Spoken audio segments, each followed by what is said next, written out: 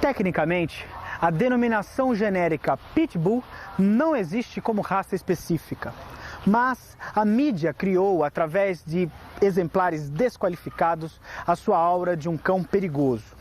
É importante lembrar que um cão com desvio de comportamento só pode ter a participação de um dono neste processo. A comunidade cinófila sabe disso e saiu em defesa dos pitbulls, dos verdadeiros pitbulls, cães sociáveis, ávidos pelo trabalho, brincalhões, fiéis e muito amigos. Com vocês, os pitbulls.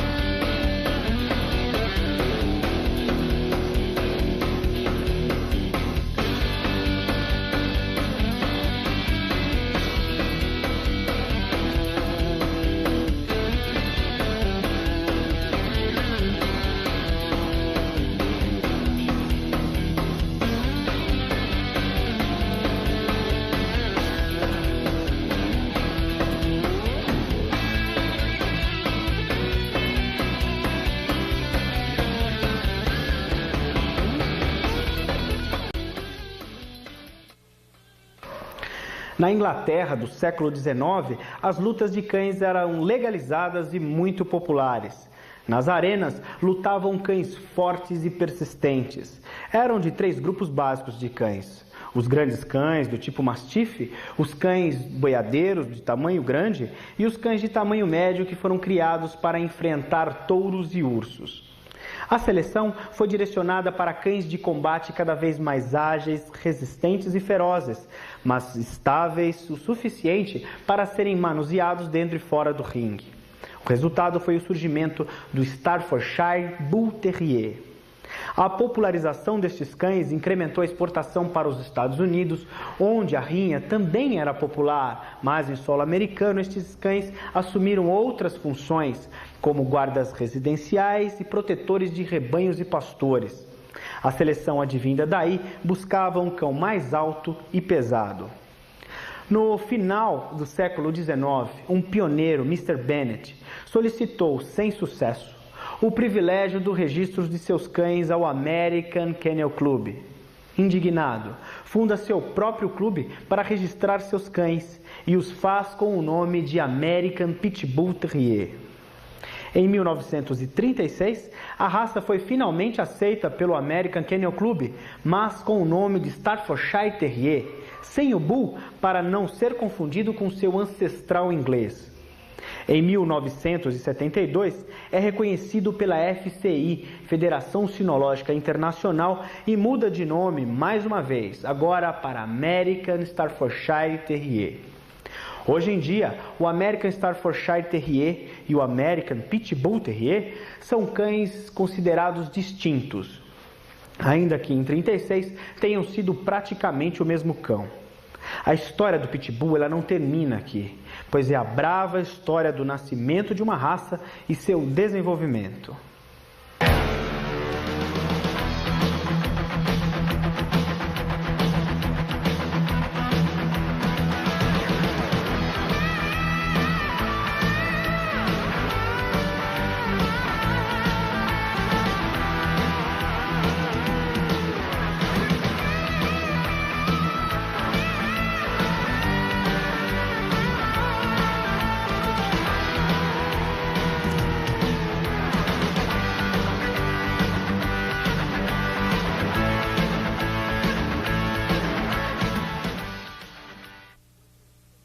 Bom, e para a gente conhecer a fundo o Pitbull, né, que é uma raça aí, tão polêmica, né, que suscita tantos comentários e tanta atenção da sociedade de uma maneira geral, a gente está aqui com o João Curaçá, que já faz parte da história da raça aqui no Brasil.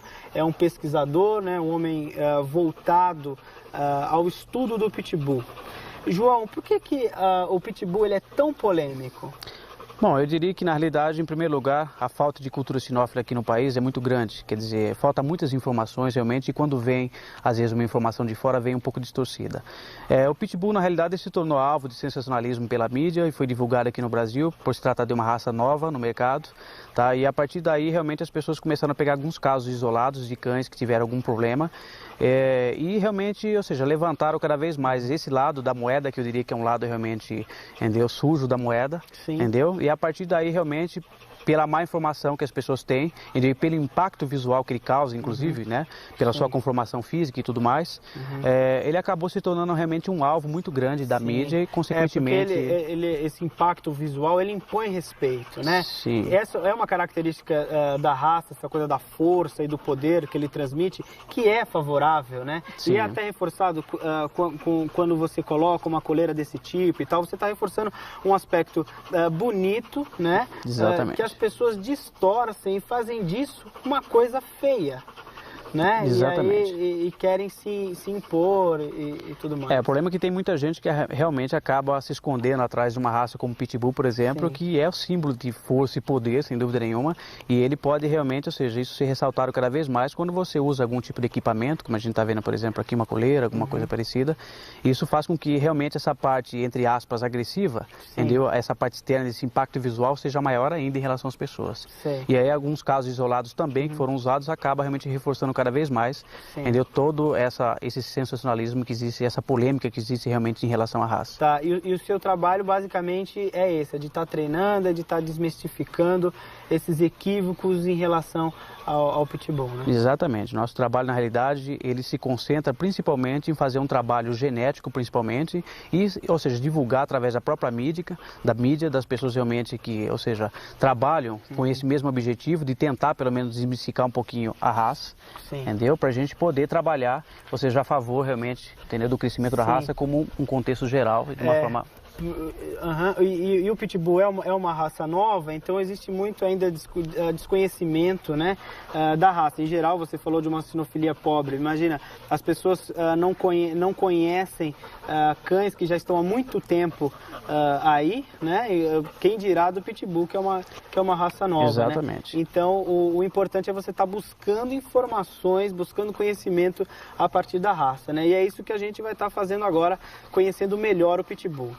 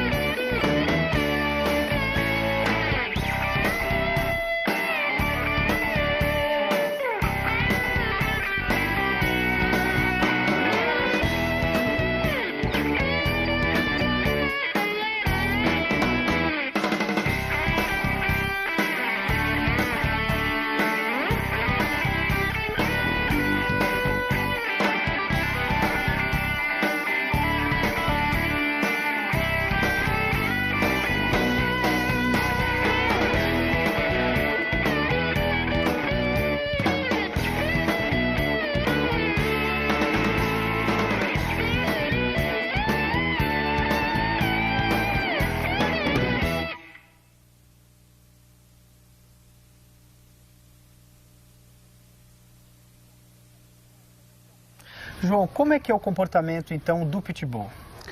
Olha, de uma forma geral, os cães Pitbull são cães dóceis, são dotados realmente de um grau de energia muito grande.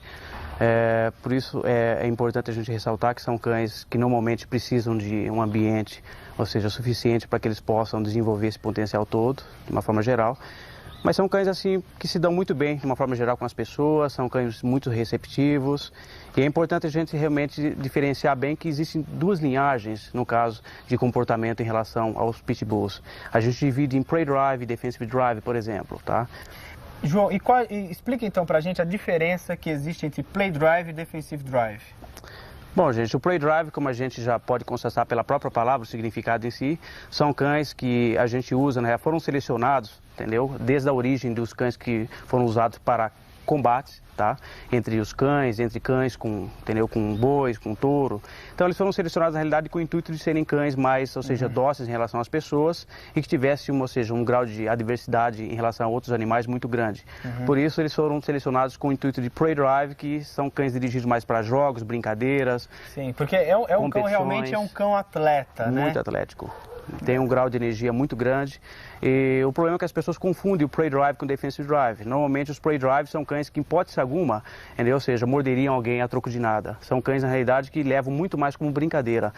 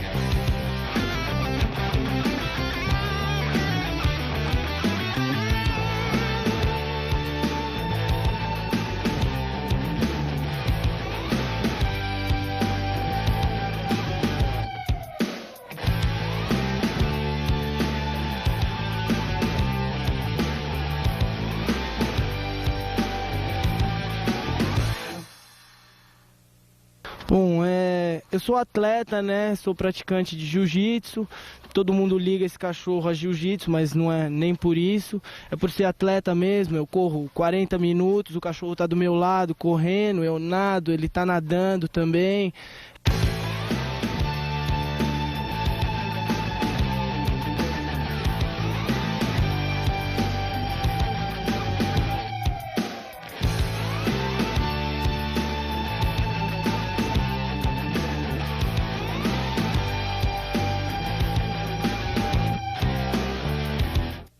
E os Defensive Drives, na realidade, são, ou seja, uma minoria. Algumas pessoas que, infelizmente, cruzam indiscriminadamente acabam tendo cães muito mal selecionados geneticamente e acabam já tendo um certo distúrbio, desde o nascer de um filhote, um distúrbio emocional que acarreta em desvio de comportamento. Normalmente são cães que já têm uma predisposição genética para serem cães, entre aspas, agressivos, têm essa predisposição, para realmente, ou seja, não levam, ou seja, como uma brincadeira. Uma atitude, por exemplo, de uma criança, uma atitude, por exemplo, de uma pessoa passando perto, se movimentando, normalmente eles encaram como uma grande ofensa. Então são cães que, pela própria palavra também já diz, são cães altamente defensivos, que têm já nessa linha de sangue uma predisposição para fazer um bom trabalho de guarda. Tá. Entendeu? Tá. Ele tem essa predisposição para fazer um trabalho de guarda, mas você me dizia que, na verdade, eles não são cães de guarda, né? Embora eles possam executar essa guarda. Exatamente. Né? Ambos podem executar tanto o Play Drive como o Defensive Drive?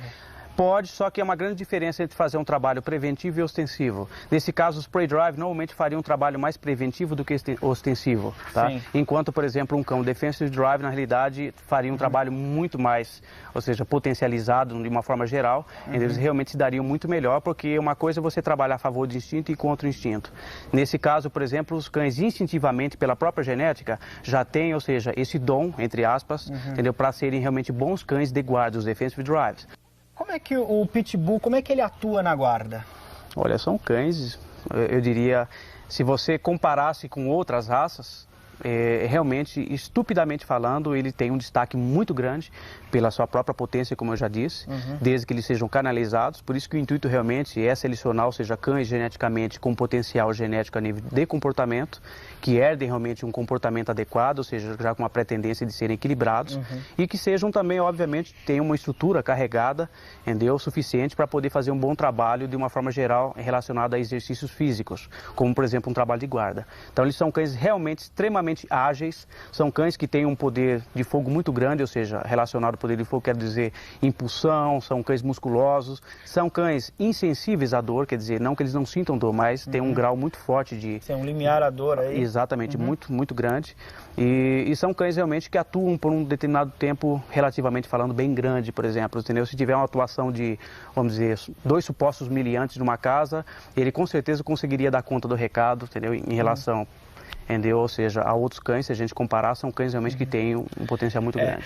São cães, eles são cães que não esperam muito, eles partem imediatamente para a guarda, né? Desde que eles sejam trabalhados, canalizados realmente, eles são, ou seja, entendeu? Vão à luta, entendeu? A toda a prova, estão sempre preparados para qualquer situação, por mais inesperada que seja. Eles são cães muito corajosos, são cães que não vão se intimidar facilmente com qualquer coisa. São símbolo literalmente de poder e força e são condizentes a esse símbolo de poder e força. São cães realmente muito determinados, são cães realmente que são, é até interessante, eles têm uma particularidade que eu diria que é importante a gente ressaltar, que são cães que, por exemplo, se você apresentar uma correção, por exemplo, ao mesmo tempo que eles são muito fortes fisicamente, mas emocionalmente eles são sensíveis em relação à correção. Então, se você usar uma correção, por exemplo, indevida, você pode ter um problema e fica difícil, inclusive, para você ter o controle sobre ele. Então, é importante ressaltar isso também.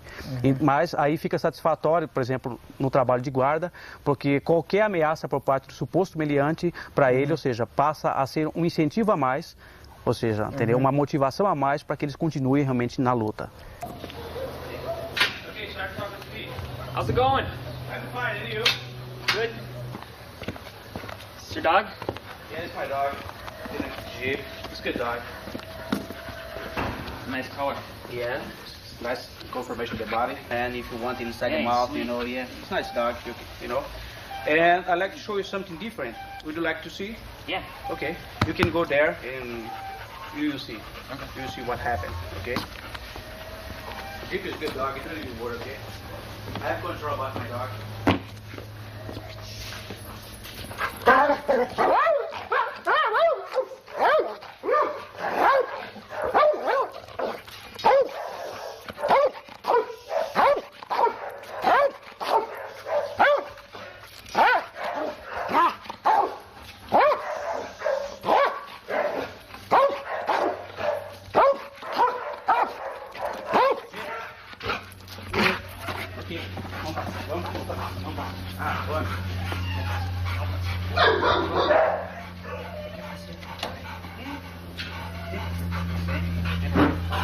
Vamos passar com o pai?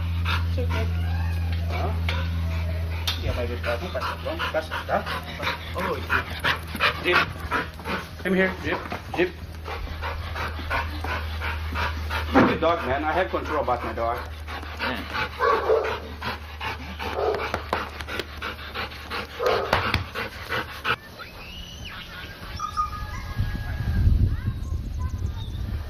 Go.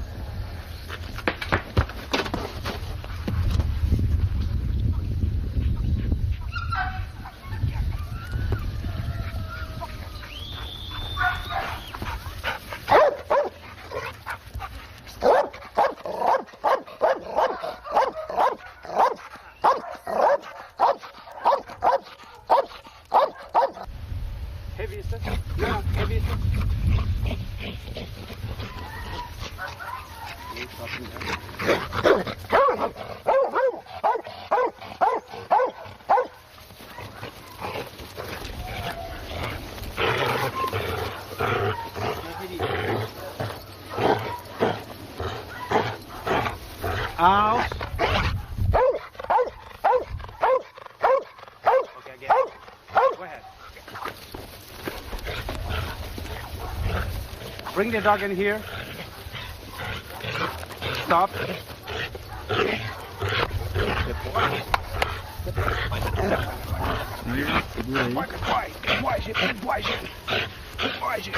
Hey, good boy. Oh, good boy. Good boy. Very good. Good boy. Good boy.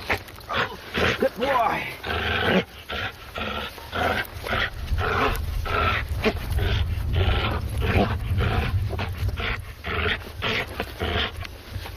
House. Zip. Here. Date.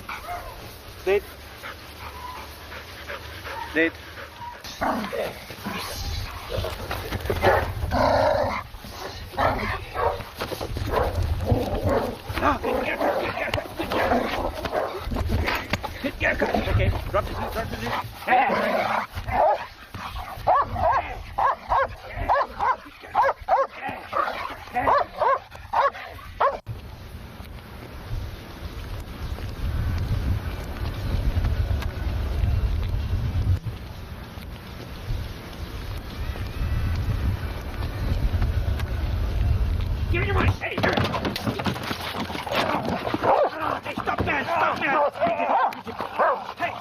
Stop, man! Stop, man! Good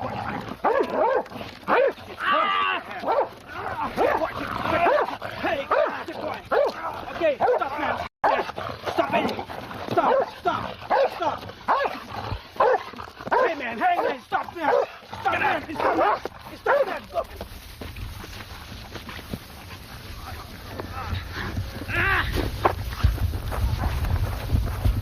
Stop, man. Stop in there. Stop. Stop, man. João, e quais são as qualidades do Pitbull, né? Como é que é a questão do faro, da audição? Olha, eles realmente têm, ou seja, um senso muito aguçado, no sentido, por exemplo, de audição, de visão. Por se tratar de cães, realmente, como eu disse, que são cães dotados de um grau de energia extra, comparado a outras raças, são cães realmente que têm um destaque muito grande, inclusive não só em relação, por exemplo, a um trabalho de guarda, a um trabalho de controle, a um trabalho de prey drive, de provas, de competições, mas são cães que, inclusive, aqui no Brasil, nós estamos, inclusive, introduzindo em outras áreas, por exemplo, como narcóticos. Então nós estamos usando os cães realmente para farejarem drogas, nós estamos usando realmente cães, inclusive, para trabalho com deficiente. É lógico que são cães selecionados com esse intuito, é bom frisar bem.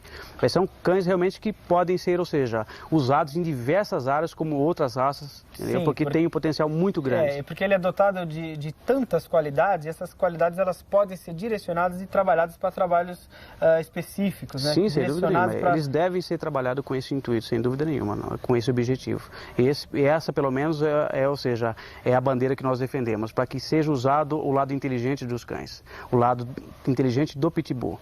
É o outro lado da moeda que as pessoas exploram muito pouco, porque na realidade as pessoas trabalham, na realidade, só o lado fantasia, entendeu? Que é um lado meio fantasia, pela falta de conhecimento que realmente que as pessoas têm. Porque isso é que vem de jornal e aí as pessoas... Exatamente, distorcem totalmente. Correm atrás dessas coisas. Exatamente, né? Na realidade são cães que se dão muito bem em outras áreas, entendeu? Como eu já tive muito sucesso com os cães, e inclusive para caça, nós estamos usando bastante cães para caça também, estamos introduzindo, é uma coisa que ainda está, entendeu, engatinhando, mas nós estamos trabalhando com esse intuito. Terriers, né? Exatamente, já vem do grupo dos terriers realmente, que são cães que são usados, dirigidos especificamente para caça.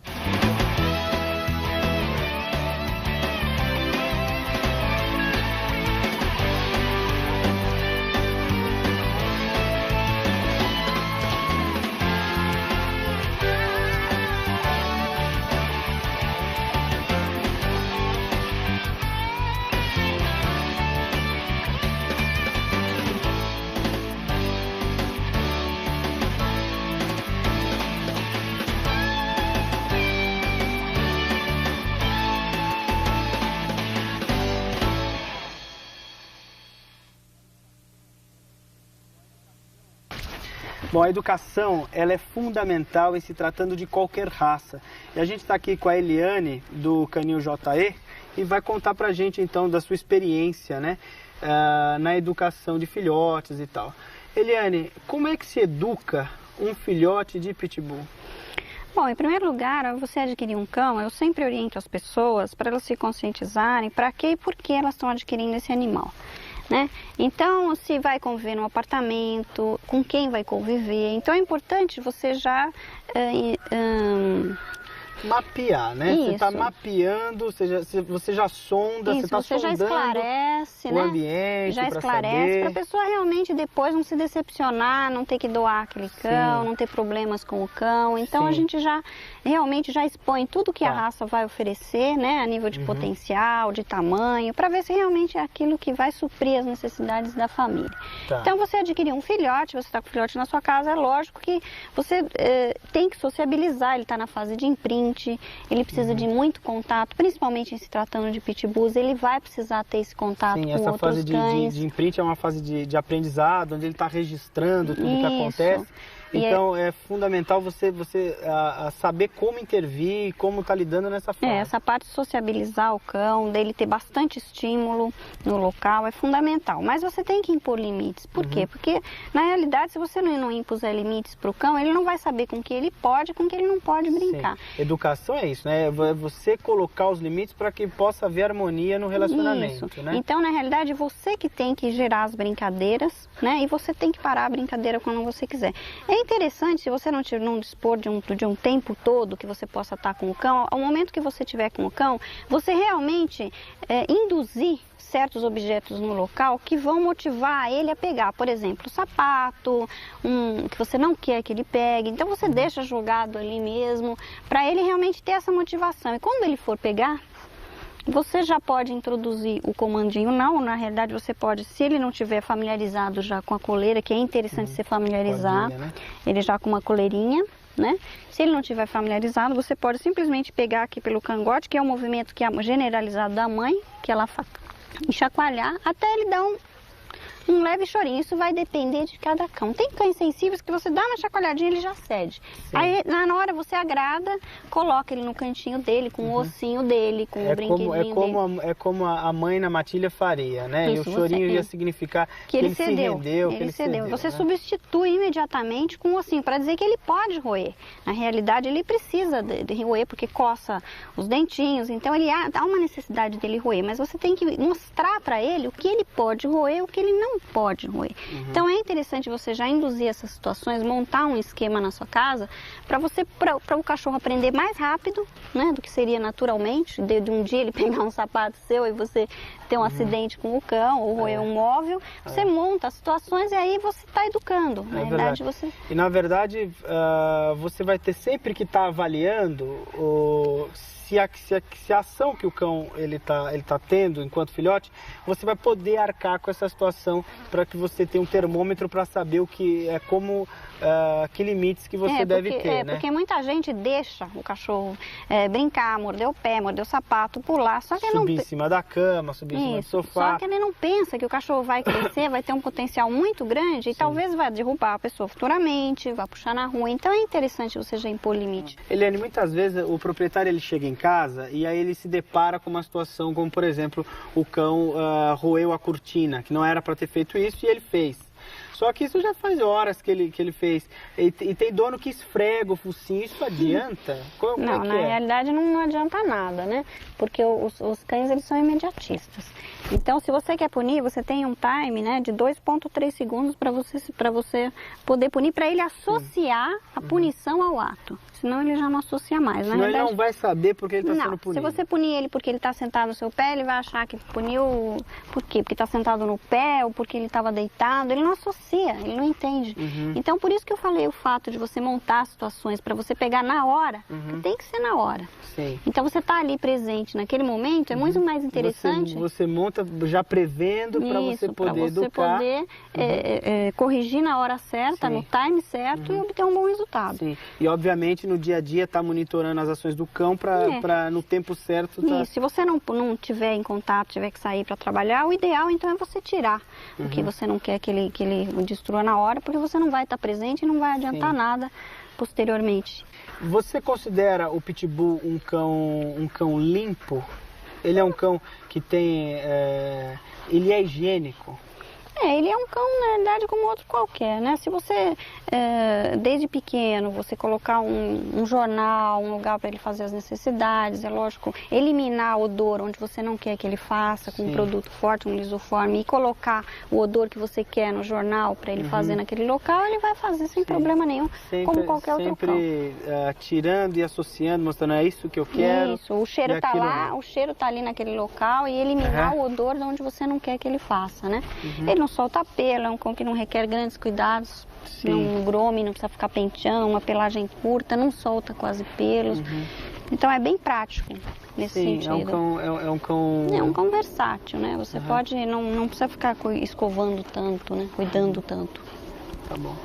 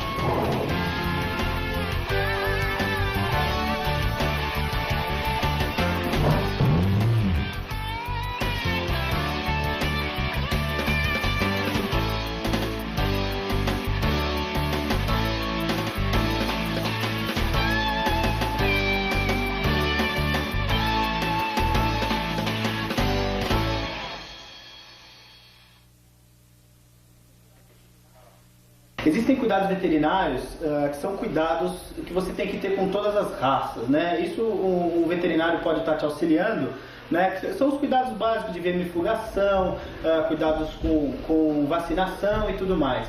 E o que a gente veio ver aqui com o Dr. Walter Biasotto, né? São os cuidados específicos, cuidados ligados ao pitbull, né? Porque o Dr. Biasotto é a pessoa mais indicada para isso, porque também cria pitbulls, ele tem pitbulls também. Dr. Walter, quais são os problemas que podem acometer o pitbull? Bom, como qualquer outro cachorro, ele está sujeito a tudo, né? Mas a gente procura cercar o pitbull baseado nos problemas da origem genética dele, que é o Old English Bulldog, o Staffordshire Bull Terrier, e também os problemas adquiridos no mundo moderno, seja nutricional, traumas infringidos ao animal, né?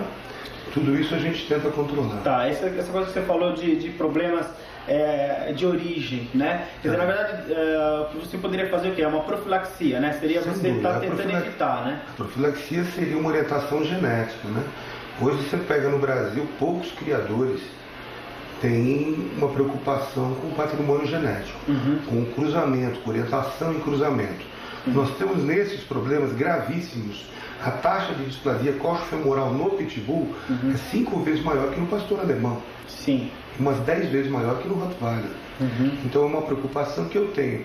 Atrofia progressiva de retina também tenho vários casos. É um problema triste para uma família que adquire um animal.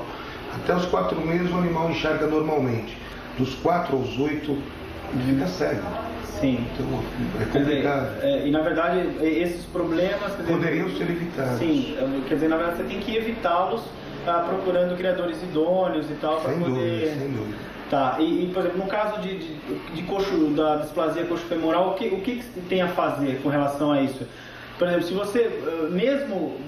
você procurando um criador idôneo, você pode ter isso no seu cão, né? É seguir o padrão que a Sociedade do Pastor Alemão impôs. Sim. Né? Um controle radiológico, né? Antes de cruzar um pai, uma mãe. Sim. A gente faz o raio-x dos dois. Isso teria que ser um protocolo, né? Sim. Um protocolo assim básico. Tá, quer dizer, para evitar displasia. Tá. E além dessas de origem, né, que a solução seria você estar procurando um criador idôneo, quais são outros problemas que acometem, né? O principal, minha principal rotina aqui em pitbull é pele e ortopedia. Pele por quê? Porque é muito comercial, e a criação do pitbull é baseada em comércio. É muito comercial o animal red nose, o animal recessivo. Então é um animal que já vem com uma imunodeficiência a nível de pele. Então, pele, o pitbull é um atlas de dermatologia. O que você imaginar eu já atendi em pele. Desde de câncer, de tumores de pele, até micoses, tudo já passou por pitbull. Aprendi muito pele por causa do pitbull. Tive que estudar muito, né? E o outro grande problema do pitbull é a falta de orientação e conscientização das pessoas que põem um animal para puxar um skate, subir uma árvore, ficar mordendo um pneu. Então, sim. Porque as pessoas gostam, né, desse tipo de atividade, só que muitas vezes nem se preparam, né, não tem nem a mínima orientação para estar desenvolvendo um trabalho como esse, né? Você até falou que você teria que fazer exames para ver a capacidade do animal, massa muscular e tal, né? Sem dúvida, se você for buscar na história do cão, né, você tem animais para tração. O husky siberiano, o Akita, o São Bernardo, são históricos. O pitbull não é um animal para tração. Ele pode fazer, eu posso, você pode. Mas as pessoas começam com 6 meses, onde a tíbia ainda nem sequer está ossificada. A tíbia vai se ossificar com 1 ano e meio a 2 anos. Então, antes de qualquer tipo de atividade física, um hemograma e um raio-x, um exame radiológico, para ver se a calcificação está pronta, se não vai causar nenhum problema articular. Sim, é preparar como um atleta mesmo, sem né? dúvida. Quer dizer, na verdade, se ele vai, se é o teu desejo colocá-lo para essas atividades, é que você se cerque de todos esses cuidados, né? Para que você não tenha problemas depois, né? Sem dúvida. E Walter, o que você considera uma preparação ideal, uma preparação física ideal? Bom, todo mundo foi um pouco atleta por uma certa etapa da vida. Preparação física ideal primeiro começa com saúde e alimentação. Essa é a base de uma preparação física. E muita ponderação. Você quer mudar alguma coisa no seu organismo, você não vai tomar anabolizante e começar a tomar aminoácido para em 15 dias ter músculo. Preparação física é a nível de 6 meses, 8 meses. Né? Então você pega um cavalo, leva 1 ano e meio para entrar no estágio state de corrida. Então hoje há uma pressa que causa sérios problemas na saúde do animal. Eu tive um caso, alguns dias atrás, de um animal que andou quase 25 quilômetros e perdeu todos os coxins plantares. Então, sim, quer dizer, a intenção dele era deixar o animal forte, extremamente musculoso. Em um dia. Sim. Então, e às vezes as pessoas não dão uma ração boa e compram um aminoácido, porque tem na academia, tem aminoácido. Para querer suplemento, né? O aminoácido é só um bife. É um bifinho picadinho. Então você tem que dar uma ração muito boa, de preferência melhor, para poder dali 3, 4 meses, paulatinamente, atingir um ponto que se o animal tem músculo, sistema circulatório para mandar sangue para os músculos. Não adianta só tamanho. Você tem que ter a bomba preparada para mandar sangue para o músculo funcionar. Então as pessoas que dão anabolizante para o animal, elas é como eu tenho um Fusca e colocar um motor de carrinho de autorama. Eu vou ter um carrão com motor de carrinho de autorama. Então, o teu coração tem no código genético preparado para mandar sangue para tal quantidade de organismo, de células. Não adianta você querer alterar uma coisa que está impressa no teu DNA. Sim. E isso tem que ser feito, como você falou, paulatinamente, né? As pessoas sobrecarregam o animal de atividade física, tentando, buscando um preparo físico ideal e não vai encontrar esse preparo físico ideal, vai encontrar problema pela frente, né? Então tem que ser uma coisa paulatina, né? Para que... orientada, muito devagar. Sim, porque a estrutura dele até comporta uma musculatura viçosa, né? Você vê um pitbull, é um animal bonito, forte e tal, ele de alguma maneira, geneticamente, inclusive, ele pode chegar a essa musculatura toda, mas não pode ser feito de maneira artificial, né? Porque você vai estar causando problemas sérios para o seu cão, né? Mas o mais importante, eu acho, hoje para o Pitbull em São Paulo, é a gente poder mostrar para todo mundo que tem Pitbull que ele é apenas mais um cachorro. Ele não é o super-homem. Eu tenho casos de fraturas de escápula, de animais puxando o carro, a escápula quebrou sozinha.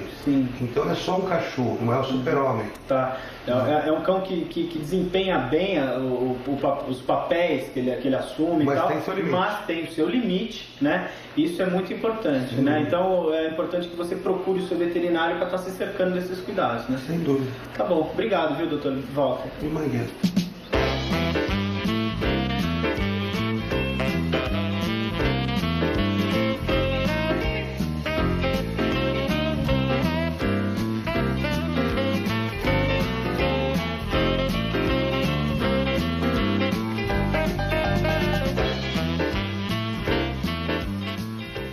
Guilherme, por que é que você decidiu criar Pitbull? Por razões de segurança, basicamente. Algum tempo atrás, eu fui assaltado, quase morri, fui assaltado a mão armada, e eu estava na procura, após esse evento, de um cachorro que me oferecesse proteção. Comprei no início Rottweiler. Não preencheu completamente aquilo que eu queria. Eu procurei um cachorro mais rápido, mais agressivo, mais ágil, não é? Que tivesse uma característica... Tivesse uma resposta, né? Mais rápida. Mais compacta, inclusive, para andar dentro do veículo, comigo, não é? E no Pitbull eu encontrei tudo isso que eu queria. E além desse aspecto de segurança que você encontrou companheirismo também? Sim, essa é outra característica do Pitbull, essa fidelidade ao dono e à família. Eles têm isso de ser muito doce com a família, não é? E muito agressivo com estranhos. Tá. E o que você aprendeu convivendo com os Pitbulls? Eu aprendi, primeiro, a gostar muito mais dos animais, né? Daquilo que eu gostava antes. São cachorros que se integraram na família hoje como alguém que tivesse nascido dentro da família, não é? São companheiros a toda prova. ele me oferece segurança e carinho nos momentos, a vezes, mais aborrecedores do cotidiano, do dia a dia. Eles me trazem um pouco de tranquilidade. Né? Que bom. Né? Isso é algo muito bom. Tá bom, obrigado. Ok.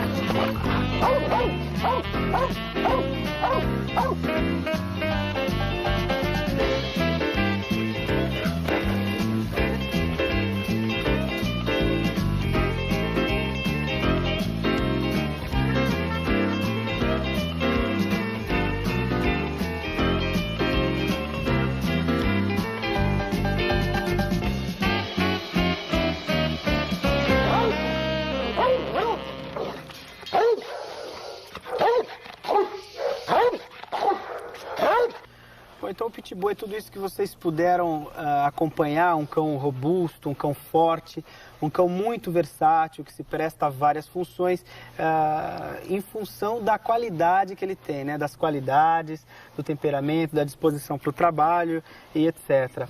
João, qual o recado que você tem a dar às pessoas que serão futuros criadores de Pitbull ou que já são eventualmente os criadores de Pitbull que nós temos hoje? Bom, em primeiro lugar, eu queria deixar bem claro que é muito importante nós pensarmos, não só trabalhar em prol disso, mas pensar e pôr em ação isso. Não basta ficar realmente só no pensamento, entendeu? Essa parte que nós frisamos muito bem, que é muito importante, que é a posse responsável. Então, a posse responsável realmente, ou seja, nós temos que conscientizar cada vez mais, trabalhar as pessoas nesse sentido para que elas se conscientizem que, na realidade, quando elas adquirem um Pitbull, entendeu? De qualquer forma, elas estão adquirindo, na realidade, uma arma de calibre pesado, porque eles têm toda essa carga genética, esse potencial muito grande. Então, é importante ter o controle, para que, ou seja, a gente deixa bem claro que é importante frisar bem, tá? Sim, porque esse potencial realmente é muito grande, né? Exatamente. É favorável, né? E você tem que saber lidar com isso. Exatamente, né? porque veja bem, potência sem controle não significa nada. Então nós temos que realmente ter controle para que realmente seja uma potência de maneira controlada. Senão é a mesma coisa de você ter uma arma de calibre pesado, mas você não sabe usar, quer dizer, pode se voltar contra você mesmo. Sim. Então é importante você deixar bem claro isso. Eu costumo dizer que quando você adquire um animal, principalmente tratando do Pitbull, é um casamento sem cama. E olhe lá quando não tem, porque muitas pessoas gostam até de dormir com ele na cama. Então é importante frisar bem que na realidade você vai ver no mínimo 10, 15 anos com um cão dessa raça. São cães realmente muito fortes, muito resistentes. Então é importante você aliviar ou seja, o estresse que é desenvolvido através da má criação, da má seleção genética, pessoas que realmente não são idôneas, pessoas que, ou seja, visam apenas a parte financeira de dinheiro. Então é importante nós realmente trabalharmos nesse sentido, conscientizar, porque na realidade quem perde com isso somos nós mesmos. Sim. E quanto mais nós trabalhamos, ou seja, para danificar, entre aspas, entendeu, a raça Pitbull, porque acaba danificando, entre aspas, eu diria que acontece o quê? O que acontece é que mais canis clandestinos, entendeu, ou seja, terão no mercado. E quanto mais canis clandestinos, entendeu? Ou seja, mais eles vão trabalhar. Raça, né? Exatamente, vão trabalhar, distorcer cada vez mais. E o Pitbull vai existir sempre, nós não vamos conseguir banir do mercado. Tá certo? Então é importante que se conscientize, ou seja, a posse responsável, porque a partir daí você vai ver realmente pessoas trabalhando em prol da raça para que a gente consiga banir, na realidade, as pessoas que trabalham, ou seja, contra a raça. As pessoas que realmente só têm o intuito, na realidade, de cada vez mistificar mais e explorar o lado idiota do cão, entre aspas. Tá. E se você estiver atento a todas essas questões da posse responsável, você vai ter um excelente cão, que o Pitbull é um cão excelente e que vai dar muita alegria para você. Com certeza, você vai ter um cão que você pode usar desde para criança até para um adulto, desde que você tenha controle sobre ele. É um cão muito versátil. Tá bom, João, olha, obrigado, né? Parabéns pelo trabalho, que é um trabalho sério que você desenvolve, né? Diante no mar de acusações e distorções sobre a raça, você é uma pessoa que tem desenvolvido um trabalho sério, né? Em prol de desmistificar, né? Esses enganos, né? Esses ledos enganos a respeito do Pitbull. Então, parabéns para você, obrigado e até o nosso próximo programa.